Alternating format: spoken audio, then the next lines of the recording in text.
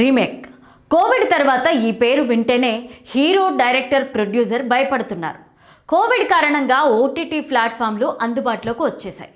వాటి వల్ల ఇతర భాషల సినిమాలు కూడా తెలుగులోకి అనువాదం అవుతున్నాయి. దీంతో ప్రేక్షకులే కాకుండా హీరోలు, మేకర్స్ రీమేక్ల జోలికి వెళ్ళడం లేదు. కారణం, అప్పటికే ఆయా సినిమాలు ఓటీటీల్లోకి వచ్చేసి ప్రేక్షకులు చూస్తూ ఉండడమే. ఒకవేళ కొన్ని సినిమాలు తెలుగులో డబ్బింగ్ వర్షన్ రిలీజ్ కాకపోయినా వాటికి సంబంధించిన విషయాలు సోషల్ మీడియా ద్వారా తెలియడంతో ప్రేక్షకులు రీమేక్లపైన ఆసక్తిని చూపించడం లేదు. దీనికి నిదర్శనమే తెలుగులో సూపర్ హిట్లుగా నిలిచి హిందీలో రీమేక్ అయిన హిట్ అలవైకుంఠపురంలో, మలయాళ హిట్ అయిన తెలుగులో రీమేక్ అయిన గాడ్ ఫాదర్ చిత్రాలు. దీంతో మేకర్స్ ఈ రోజుల్లో రీమేక్స్ చేయడానికి సాహసం చేయడం లేదు. ప్రేక్షకుల్లో రీమేకులపైన ఇంట్రెస్ట్ తగ్గిపోవడంతో మేకర్స్ కూడా వాటి గురించి చెప్పుకోవడానికి ఇష్టపడడం లేదు. కారణం, ఓపెనింగ్స్ పైన ప్రభావం పడుతుండడమే, భయం వారిని వెంటాడడమే. ఇప్పుడు ఇదే భయం కారణంగా జననాయగన్ మేకర్స్ తమ సినిమా ఒరిజినల్ అని చెప్పుకుంటున్నారా అన్నది ఇంట్రెస్టింగ్గా మారింది. ఈ వీడియోని చివరి వరకు చూడండి. లైక్, షేర్, సబ్స్క్రైబ్ చేయడం మర్చిపోకండి. తమిళ స్టార్ హీరో దళపతి విజయ్ కథానాయకుడిగా నటిస్తున్న సినిమా జననాయగన్. వినోద్ డైరెక్షన్ చేస్తున్న ఈ మూవీని తెలుగులో జననాయకుడు పేరుతో భారీ స్థాయిలో రిలీజ్ చేస్తున్నారు.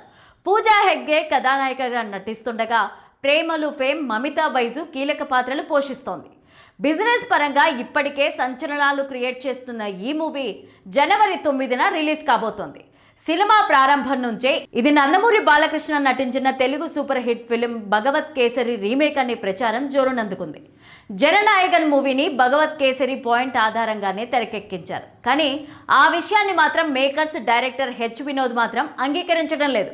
ఇది తెలుగు సినిమా రీమేక్ కాదని కానీ, అవునని కానీ తాను చెప్పలేనని, అయితే ఇది తలపతి విజయ్ సినిమా అని మాత్రం చెప్పగలనని స్మార్ట్గా వ్యవహరిస్తున్నారు.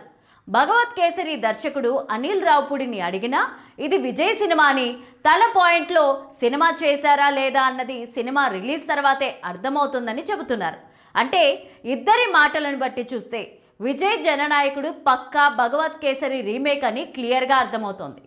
అయితే అదే కథని భారీ స్కేల్లో మరింత ప్రభావవంతంగా విజయ్ ఇమేజ్కి తగ్గట్టుగా మలిచి ఉంటారనే కామెంట్లు వినిపిస్తున్నాయి. ప్రోమోలు కూడా ఇదే విషయాన్ని క్లియర్ చేయడంతో విజయ్ జననాయకుడిపైన సర్వత్రా ఆసక్తికర చర్చ మొదలైంది. ఈ టాక్ సినిమా ఓపెనింగ్స్ పైన ప్రభావాన్ని చూపిస్తుందా లేక విజయ్ క్రేజ్ ముందు తేలిపోతుందా అన్నది జనవరి 9 వరకు వెయిట్ చేసి చూడాల్సిందే. బోయపాటి బాలయ్య కాంబినేషన్లో మరో సినిమాకు రంగం సిద్ధమవుతోందనే వార్త టాలీవుడ్లో చర్చనీయాంశంగా మారింది. ఇప్పటికే ఈ ప్రాజెక్ట్కి సంబంధించిన చర్చలు మొదలయ్యాయని ఇన్సైడ్ టాక్. అయితే ఈ భారీ క్రేజీ ప్రాజెక్ట్ని ప్రముఖ నిర్మాణ సంస్థ గీతా ఆర్ట్స్ సెట్స్ పైకి తీసుకెళ్తోందట.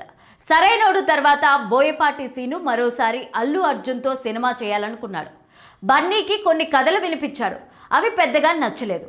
బన్నీతో కాకపోతే చిరుతో భారీ యాక్షన్ ప్రాజెక్ట్ చేయాలని ప్లాన్ చేశారు.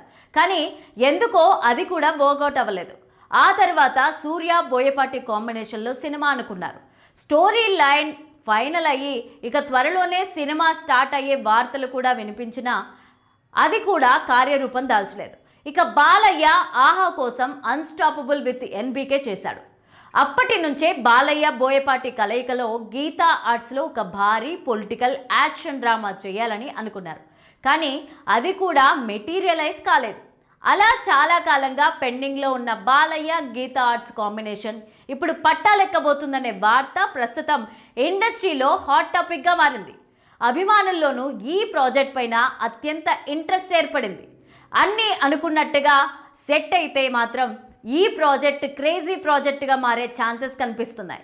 ఇక చర్చల దశలో ఉన్న ఈ మూవీ అనుకున్నట్టుగా సెట్ అయితే మాత్రం 2027లో సెట్స్ పైకి వెళ్లే అవకాశం ఉందని, హై వోల్టేజ్ యాక్షన్ డ్రామాగా ఈ సినిమా ఉండే ఛాన్స్ ఉందని టాలీవుడ్ వర్గాల్లో వినిపిస్తోంది.